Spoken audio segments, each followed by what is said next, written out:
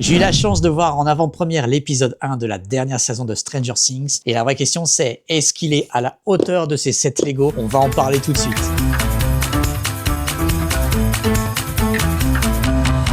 Alors... Salut à tous, c'est MrBrick, j'espère que tu vas bien et on se retrouve pour une petite vidéo un petit peu spéciale. Je teste un tout nouveau concept qui s'appelle, vous l'avez vu, des briques et des films. Alors, qu'est-ce que c'est le concept? Eh ben, c'est très simple. On va parler effectivement de films ou de séries que j'ai vus parce que j'ai la chance, évidemment, dans mes activités d'assister souvent à des avant-premières et je me suis dit, c'est vrai qu'étant donné que je suis une chaîne de base de Lego, c'est un peu bizarre de faire des critiques de séries ou de films sur cette chaîne. Mais je me suis dit, pourquoi pas coupler l'utile à l'agréable en parlant effectivement, en faisant des critiques de séries ou de films que j'ai vus, en montant des Lego correspondant à la thématique. Et pour cette grande première, c'est vraiment un test. Donc évidemment, n'hésitez pas à me dire, soyez bienveillants, mais n'hésitez pas à me dire en commentaire ce que vous en pensez. Si vous avez envie que je développe ce genre de concept un peu plus loin, que j'en fasse de quelques-uns ou pas. J'ai prévu pour l'instant de pas en faire beaucoup, mais de tester à tâtons. À l'origine, pour vous dire toute la vérité, je voulais le faire sur le film Frankenstein de Netflix que j'avais vu aussi en avant-première grâce à Netflix. Mais du coup, par manque de temps, j'ai pas eu le temps de le faire avant la sortie du film. Et le film étant sorti, j'ai un peu zappé. Je me suis dit, bon, comme c'est sur Netflix, tout le monde a plus ou moins vu facilement le film, donc voilà, j'ai pas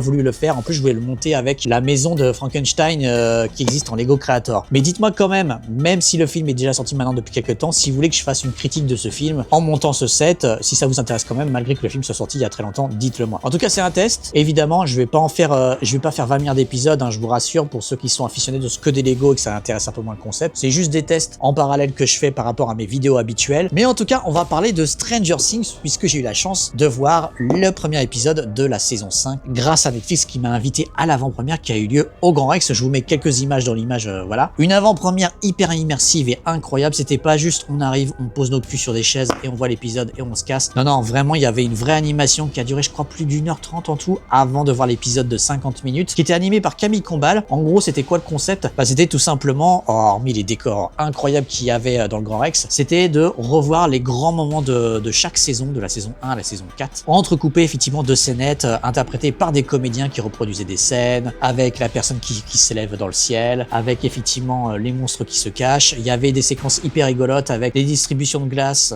par Bagheera qui est la streameuse hyper connue. On avait des cheerleaders qui étaient venus faire une démo qui était super impressionnant. On avait même droit à un karaoké. Franchement, c'était incroyable et puis en plus, ça permettait de se remettre dans le bain, pleine immersion effectivement avant le début de la saison. Moi qui avais vu la saison 4 qu'une fois à l'époque où c'est sorti, je l'avais jamais revu, même pour l'avant-première. Donc j'étais un petit peu dans le flou, je me souvenais pas de tout, j'étais en mode merde, qu'est-ce qui s'est passé, etc. Donc c'était plutôt cool. Mais ce n'est pas tout parce qu'on a eu en plus la chance de repartir avec plein de goodies hyper stylés, hyper rigolos. Déjà dans un tote bag que je vous montre qui est super joli. Moi qui n'ai pas fan d'habitude des tote bags, celui-là, je le trouve hyper cool avec les personnages ici. Et derrière, alors c'est pas le logo de Stranger Things, c'est une phrase qui dit Friends don't lie, donc les amis ne mentent pas, qui a l'air d'être un petit peu, parce que Netflix France communique beaucoup là-dessus, je pense que ça a l'air d'être une thématique importante de la saison. Et à l'intérieur, il y avait plein de goodies hyper intéressants. On commence, voilà, un peu en mode random. On avait déjà les petites lunettes parce qu'on avait des animations sur place, évidemment, pour faire venir les monstres et voir les monstres de l'Upside Down. Ça, c'était plutôt hyper rigolo. On avait même, je vous ai montré là, alors je l'ai ouverte, mais je vais vous la montrer. On avait le droit à une petite figurine de la marque Gumi. C'est des petites figurines, apparemment, ils ont la licence où il y a plein de mini-figurines à collectionner de Stranger Things. Et moi, j'ai eu Robin Scoop que je vous montre et je vais essayer de vous faire le point.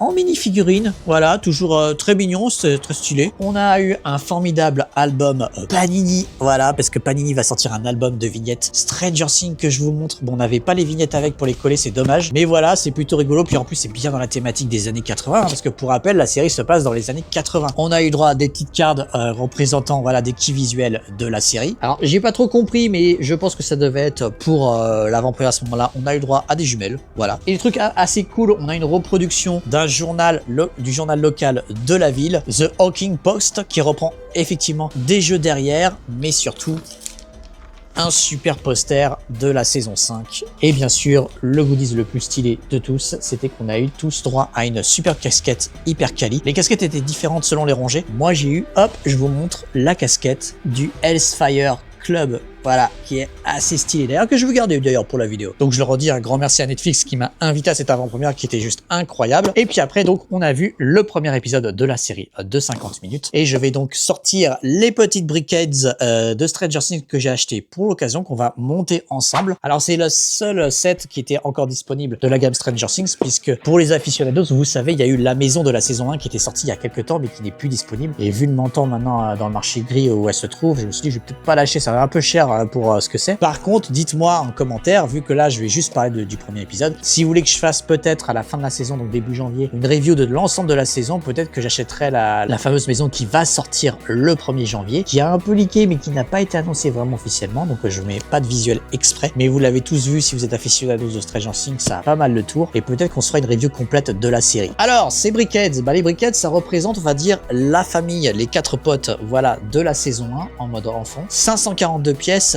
10 ans et plus. Alors moi, vous le savez, je suis pas un méga fan des briquettes, c'est pas trop ma cam, ma femme en a 2-3 de Mickey, etc. Donc, mais là, pour l'occasion, j'ai fait l'effort et je vais les monter. C'est vraiment, si vous connaissez pas, c'est vraiment fait pour faire de la déco, en fait, hein. C'est pas vraiment jouable, hein, c'est juste des figurines fixes après, qui se posent, voilà, sur des étagères. Alors, qu'est-ce qu'on a de beau? Déjà emballé dans les sachets recyclables Lego, les nouveaux. Et on a des manuels pour chaque personnage. On va commencer par... forcément on est obligé, hein. On va commencer par lui. Allez, c'est parti, on attaque. Alors, je vous mens pas, je sais pas où je vais avec ce concept. J'espère que ça vous plaira. Faut aussi que je trouve le rythme, hein. N'hésitez pas à me faire des avis constructifs. Le rythme entre construction et en même temps vous parler. Ce qui est pas forcément évident. Des fois, on se concentre avec les Lego et des fois, pas envie de vous parler. Mais de vous parler effectivement de l'épisode et de faire la review. Surtout qu'en plus, j'ai lancé un concept qui s'appelle donc des briques et des films. Et qu'est-ce que je fais? Bah, je vous parle d'une série déjà. Ok, pour le premier épisode, ça commence bien. Et je vous parle seulement d'un épisode, pas d'une série complète en plus, où je vais pas vous spoiler parce que je n'ai pas le droit de vous spoiler. Ce qui est un peu normal, hein. C'est la saison de finale, c'est pas le moment de spoiler, ça serait vraiment contre-constructif. Donc, est-ce que j'ai rien compris à mon propre concept? On va le savoir. Est-ce que c'était la meilleure idée de le faire pour démarrer un concept comme ça en prenant toutes ces difficultés avec Stranger Things? À vous de me dire en commentaire. Voilà, donc déjà, le socle, la base, vous voyez.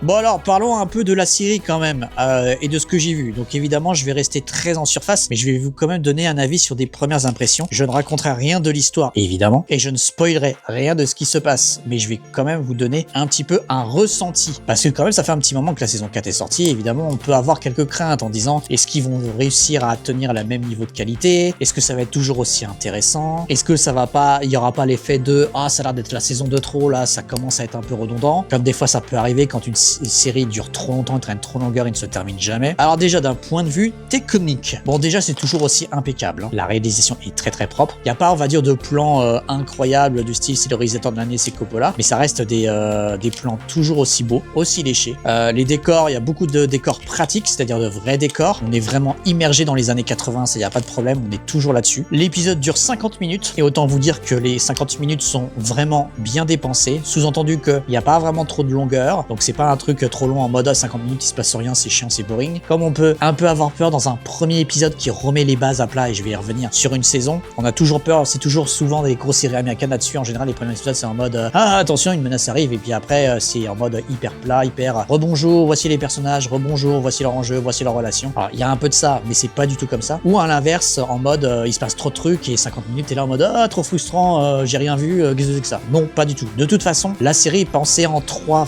phases, c'est-à-dire que t'as le batch 1 qui arrive fin novembre, je vous remets la date parce que je l'ai oublié en tête, il y en a un qui arrive fin décembre, et puis après t'as l'épisode final qui arrive le 1er janvier. D'ailleurs ça c'est tellement malin d'avoir fait ça, tout le monde va parler de ça le 1er janvier, post-réveillon. Donc on retrouve nos personnages là où ils étaient à la fin de la saison 4, ça se passe pas directement à la fin de la saison 4, c'est-à-dire qu'il y a on sait pas trop, mais il y a un tout petit peu de temps qui a bougé, quelques jours peut-être ou quelques semaines, on sait pas trop, c'est pas très clair, et comme je le disais, techniquement parlant, c'est toujours aussi bien léché, hein. Franchement, on est vraiment immergé dans les années 80. Ça, c'est indéniable, que ça soit au niveau des décors, au niveau des costumes, des personnages. Il y a énormément de refs à tout ce qui fait partie des marques, des choses des années 80. Donc vraiment, là, il n'y a pas de souci. On est direct plongé dedans. On n'a pas un temps d'adaptation. On se dit, oh là là, on voit les acteurs, mais on a du mal à se remettre dedans. Pas du tout. La série réinstalle très très vite les enjeux par rapport à la fin de la saison 4. Et ça, c'est plutôt malin parce que le piège, c'était que ça fait un moment que la saison 4 est sortie, mine de rien. Et du coup, faut se remettre un petit peu dedans. Faut remettre un petit peu, on va dire, les fans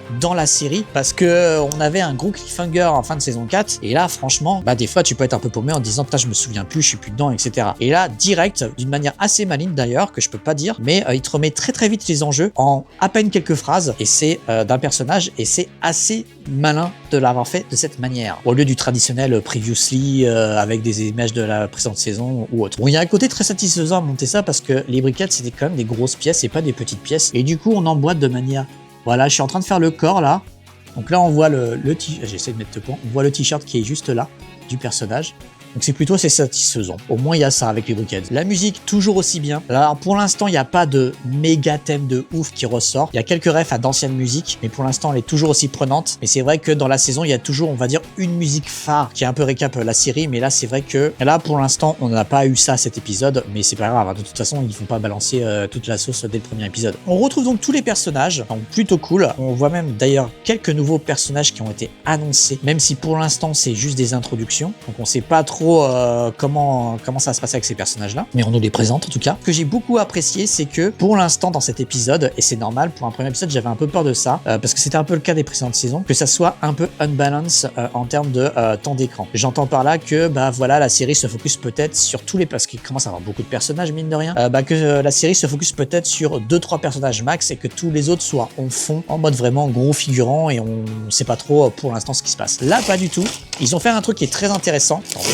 Oh la vache, il y a plein de mini pièces. J'ai parlé trop vite, il y a plein de petites pièces. Ils ont fait un truc qui est plutôt malin. Ils ont pris le temps dans ce premier épisode que chaque personnage a un petit peu son moment. Son moment dans le sens, son temps d'écran, soit entre un échange avec un autre personnage, avec des dialogues. En tout cas, ils sont tous un petit peu travaillés. On reprend un petit peu où ils en sont psychologiquement aussi. Et ça, c'est plutôt bien. Très intéressant parce que chaque personnage, on va dire, vit la situation de manière différente. On va dire, il y en a qui sont en mode conquérant bourrin, en mode faut absolument buter Vecna, etc. et en finir. D'autres qui commencent un petit peu à douter ou à péter des câbles en mode ils en peuvent plus de la situation qu'ils vivent depuis maintenant des années. D'autres qui sont en proie de doute, d'autres qui ont peur pour certains personnages en mode attention, etc. Donc vraiment, c'est plutôt pas mal. Il y en a pas un qui, on va dire, reproduit, on va dire les enjeux moraux d'un autre. Moi, j'apprécie beaucoup là-dessus et vraiment, comme ça te permet de revoir un petit peu chacun des personnages, où ils en sont, etc. Je suis en train de faire un petit peu les yeux, je sais pas si vous voyez bien. Les acteurs sont toujours aussi convaincants, tous. Vraiment, il y a un vrai jeu d'acteurs qui est vraiment ultra prenant. Et ça, c'est plutôt très agréable. Ils sont tous ultra investis. Tu sens que vraiment, ils arrivent à nous faire ressortir vraiment la détresse ou la tension palpable de leur environnement, de ce qui se passe. Toujours référence à la fin de la saison 4. Mais évidemment, qui dit premier épisode, dit vraiment, ça réinstalle quand même, et c'est normal, tous les enjeux, la situation. On va coller sur le socle la tête et les yeux. Hop, attention. Hey, regardez. Regardez comment ça rend bien. Pas mal, hein? Alors, on va faire la touche finale de ce personnage. Bon, c'est du Lego, ça reste, mine de rien, même si c'est des briquettes, ça reste quand même satisfaisant à monter, c'est plutôt agréable. Comme c'est de toute façon des petites pièces, t'envoies très vite le bout, t'es pas là en mode, voilà, je vais monter un truc à 3000 pièces, ça va me prendre des jours. Ah oui, d'accord, je suis en train de mettre, je comprenais pas ce que je faisais, je suis en train de mettre les cheveux à l'arrière, là. C'est rigolo. Dans ces pièces. Donc qualitativement dans l'ensemble, la série, franchement, elle est toujours aussi quali. Tu sens que ils ont mis les moyens et on va dire Netflix pour ce grand season final. Les effets spéciaux sont toujours hyper bien faits. T'as vraiment l'impression de voir un truc très proche de qualité d'un très grand film américain Hollywood. Pour le coup, là, ils se sont pas foutus de notre gueule Netflix. En tout cas, dans ce premier épisode, on sent qu'il y a des très grands moyens. Il y a beaucoup de figurants, il y a beaucoup d'éléments de véhicules, il y a beaucoup de choses, beaucoup de décors. On voit que c'est des décors pratiques, donc c'est-à-dire que c'est des vrais des corps, bon, bien sûr avec souvent maintenant ce qu'ils font des extensions numériques pour rendre le tout voilà un peu plus grandiose. Mais oui, clairement, ils mettent les petits pots dans les grands, comme on dit, et ça présage du bon pour la suite. Et ça, c'est plutôt une bonne nouvelle. On sent vraiment qu'ils veulent faire, à travers ce premier épisode, et en tout cas, je pense, la suite, qu'ils veulent faire vraiment le season final, qui marque vraiment les esprits, toute la culture. Ils veulent en faire la série la plus culte pour eux de la plateforme. Ça, c'est une évidence. Et tu sens qu'ils ont pris vraiment à cœur de faire le plus grand final possible. En tout cas, c'est clairement, c'est ce que tu ressens, en tout cas, en termes d'intention quand tu vois l'épisode. Ok, donc là, je viens de faire les petits pieds ici, là. Qu'est-ce qu'il me reste à faire? Il me reste pas grand-chose, il me reste à finir la tête. Alors après, évidemment, sur ce premier épisode, moi, j'ai quelques théories, mais des théories un peu de moi, tu vois, voilà, je me base sur rien, aucun leak, parce que je crois qu'il y a un acteur qui a un petit peu sous-entendu un truc un peu chaud, mais rien à voir. Mais évidemment, il y a un truc quand même qui m'a, dans la façon de d'écrire la série de ce premier épisode, il y a, on va dire, un pattern ça m'a rappelé un pattern des séries américaines. Et du coup, c'est vraiment là, pour le coup, je le mets, c'est théorie homemade, barre de comptoir, attention, je me base sur rien, je me base juste sur moi-même. Je suis pas du tout en train de leaker l'épisode ou la suite de la série que de toute façon je n'ai pas vu. Mais on va dire que dans la façon dont sont construits certains dialogues, certaines situations, ça m'a rappelé un pattern un peu connu de films ou de séries américaines, qui est que t'as l'impression, je mets énormément de conditionnés dans ce que je fais, t'as l'impression que la façon dont certains personnages interagissent entre eux, qui sont en train de build up un petit peu, que genre c'est la dernière fois qu'ils sont en groupe ou c'est la dernière fois qu'ils se voient. Ouais. Vous savez, le truc dans les films un peu en mode... regardez, hop, le début de la casquette. Pas mal, hein. Vous savez, un petit peu le truc en mode j'invente un film de guerre et tout, et t'as le soldat qui part au combat et qui dit à sa femme ah, je t'aime, et qui dit non, je ne te le dis pas, parce que je te le dirai quand je reviendrai. Et que tu sais, à 3 km qui ne reviendra pas, qui mourra et qui se verront jamais. Je suis pas en train de dire que l'épisode est en train de sous-entendre que certains personnages vont mourir, même si bon, overall, je pense que tout le monde a peur que ça arrive sur certains personnages, mais plutôt que tu sens qu'en termes de build-up, ils sont en train de préparer, on va dire, la fracture ou la séparation de certaines connexions avec certains personnages. Ouais, tu sens qu'ils sont en train de préparer un truc. En tout cas, ça sous-entend. Alors, ça peut être aussi de la supercherie, hein, c'est-à-dire qu'ils font croire en écrivant ce genre de truc pour justement commencer à nous préparer psychologiquement en mode attention, peut-être que eux deux, ou peut-être que lui ou elle. Et au final, il se passera rien avec eux. Hein. C'est fort possible, je sais pas. Hein. Tout est possible à ce niveau-là. Mais c'est vrai que là, tu sens le début d'un build-up en mode ah là là, ils se disent non mais je veux pas que toi il t'arrive quelque chose, et que l'autre te dit ah non mais t'inquiète pas, il se passera rien, et tu dis ouais ok, si vous insistez sur ce dialogue c'est qu'il va forcément se passer quelque chose. Vous voyez ce que je veux dire? Voilà. En tout cas, bon, je vous cacherai rien que moi, personnellement, je pense que tous les personnages ne en sortiront pas indemnes. Ce qui est, pour moi, coule de source. Je pense qu'il va y avoir du sacrifice, va y avoir plein d'autres trucs. C'est une évidence. Mais là, encore une fois, je me base juste sur mon interprétation générale depuis le début de la série. De toute façon, tout est montré que, en général, ils vont pas épargner tous les personnages. Il y a toujours eu des personnages dans la saison, même des très appréciés, qui mourraient. Et là, comme c'est la saison de finale, il est fort possible qu'ils touchent, on va dire, aux personnages les plus emblématiques pour marquer le coup. Ça me paraîtrait évident s'ils veulent vraiment marquer la fin de cette série, qui ait un sentiment de sacrifice ou de plein d'autres trucs, tu vois, ou de vraiment genre Vecna qui tue vraiment le personnage, un gros personnage fort pour que ça rajoute de l'enjeu aux survivants, on va dire aux autres, en mode vraiment vengeance, on va te tuer, etc. Ça me paraîtrait logique dans la construction, on va dire, de ce genre de série, parce que c'est ce qu'on voit beaucoup un peu partout, à voir, évidemment. Ok, donc là je suis en train de faire le casque, je suis en train de finir le casque avec son j'allais dire son smartphone, n'importe quoi, ses écouteurs. Ok, donc là j'ai fait le micro. Ok, c'est pas mal. Et regardez, je vous montre sur le côté ce que j'ai fait. Donc la barre noire pour faire le casque sur la tête, et regardez ici, je vous ai mis, regardez, ils ont fait le petit casque avec le micro. Hop, j'espère que le point est ok. Et là il me reste l'autre côté à faire. Ah oui, j'ai oublié, avant que je continue, n'hésite pas à laisser un petit like et un commentaire et à me dire ce que tu penses de la série, si tu as hâte de voir l'épisode, ou si tu vois cette vidéo après le lancement du premier épisode, ce que tu en as pensé. Évidemment, pas de spoil en commentaire. Et bien sûr, un grand merci à ceux qui s'abonneront, qui lâcheront un petit like et qui utiliseront leur application YouTube sur smartphone pour lâcher un petit boost sous la vidéo. C'est comme ça que l'algorithme fonctionne et permet de booster les toutes petites chaînes et de petites vidéos. Alors merci beaucoup d'avance. Et ça te coûte rien en plus. Bon là, je suis en train de finir les cheveux là. On s'approche de la fin de ce personnage. Là, une sacrée touffe. Et il me reste à faire le socle. Et voilà, le petit Brickheads sur un des personnages emblématiques de la série. version saison 1. Bon, construction très plaisante, hein, très simple, parce que c'est des grosses pièces, il y a un tout petit peu de pièces au niveau des cheveux là, mais en vrai, plutôt sympathique, avec son petit socle. Et maintenant, après, ça se pose comme ça. Ah, attends, je vous le mets là. Ça se pose comme ça. Et voilà. Bon bah écoutez, je pense que... Ah, il me reste plein de pièces en double bidon. Et je pense que je vais me garder les 3 autres pour peut-être d'autres vidéos Stranger Things si vous voulez. Vu qu'il n'y a pas vraiment de set Lego Stranger Things pour le moment de disponible, je vais peut-être me les garder en réserve. Si jamais je fais des vidéos intermédiaires pour parler du batch 1, du batch 2 quand ça sortira, pour donner ma review un peu plus complète. Bon en tout cas, valeur sûre. Premier épisode très satisfaisant, vous pouvez foncer, qui m'a donné envie en tout cas de voir la suite tout de suite. Donc c'est le job d'un premier épisode. Pour moi, hyper cool. Un grand merci encore à Netflix pour l'invitation. Et surtout, n'hésitez pas à me dire du coup ce que vous pensez de ce concept, si vous voulez que je continue un petit peu là-dedans, en faisant quelques films, quelques séries, ou même si vous avez des idées, hein, même si c'est des vieux films, des vieilles séries, si vous voulez que je parle de certains sujets, n'hésitez pas à me le dire. C'était un premier concept. Je vous donne rendez-vous très vite pour de prochaines vidéos Lego évidemment, et la suite, on va dire, des briques et des films avec peut-être Zootopia, que moi je suis un grand fan du film et j'adore, et j'ai très hâte de voir le deuxième. C'était Mr Bricks. Allez, ciao.